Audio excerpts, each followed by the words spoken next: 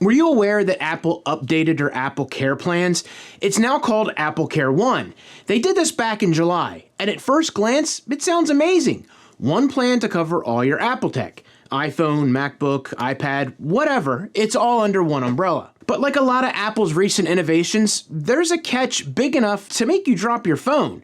And if you do, well, you'll find out fast just how much Apple really cares. Because AppleCare One just might be one of the most frustrating, restrictive, and overpriced subscription plans Apple's ever made. Here's the kicker. AppleCare One only works for devices you are personally signed into with your Apple ID. So my wife and daughter both just got iPhone 17s. I thought you would be able to share one AppleCare One plan, right? Wrong. Apple doesn't allow for family sharing for protection. So that means if either one of them drops their phone or cracks the screen, even though we're all paying into the same Apple ecosystem for everything else, these aren't covered. Instead of one simple plan, Apple basically forces families to buy multiple AppleCare Plus plans, one for every person, one for every device. Which kind of defeats the entire point of something called AppleCare One, doesn't it? Let's do the math. Expectation versus reality. Expectation. $19.99 a month, AppleCare One for up to 3 devices. $239 a year. Now, since we can't use that, each of them would have to buy AppleCare Plus at $11.99 a month. That's already $287.76 a year just for their phones. My iPhone 17 Pro Max is $13.99 a month. Reality. Just to protect 3 phones in one family, we're paying $455.64 plus tax a year. That's not a family plan, that's a subscription trap with better branding. Now, I do want to bring this up before someone inevitably comes into the comments.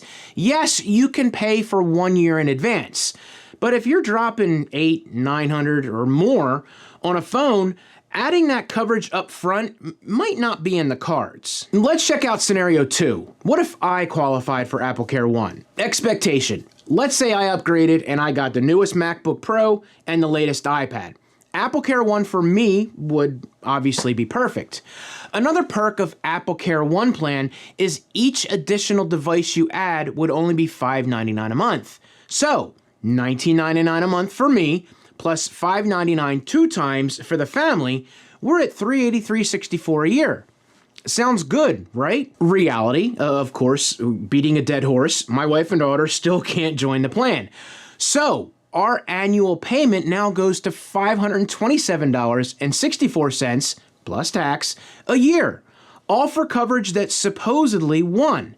That's another $144. Now, before anyone says, Mike, AppleCare was really never worth it. I get it. Some people don't like paying for protection at all.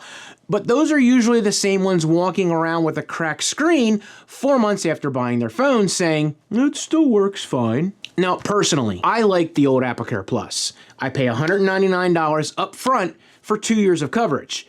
That was it. Clean, simple, and it even added resale value. If I decided to sell my phone the next year, I could list it with AppleCare still active, and that helped funded the next upgrade. And if I actually kept it longer, 2 years in my opinion was usually the perfect amount of coverage. After that, a cracked screen or a battery swap from a third party wasn't really that much. It's kind of like when you buy a car with a 3-year warranty. Once it's up, you can add more, but you just don't bother. But now, it's $13.99 a month, over 2 years, that's $335.76, plus tax, up from $199, an increase of $136.76, plus tax. And the part that really bugs me, if you decided to keep the phone with coverage after 2 years, you pay the same price per month to protect a 2-year-old phone as a brand new one. No depreciation, no discount, just the same full fee for a device that costs less to fix. That's not protection, that's Apple profit. Look, I'm not saying that AppleCare itself is bad. It certainly saved my devices before, but AppleCare One, this could have been a plan that simplified everything. One subscription that actually made sense for Apple families. Instead, it's confusing, overpriced, and ironically, one of the most exclusive One plans ever made. And here we are, almost 4 months later, and Apple still hasn't corrected this obvious oversight. Families are still paying 2 to 3 times more, and Apple's pretending it's fine, it's fine.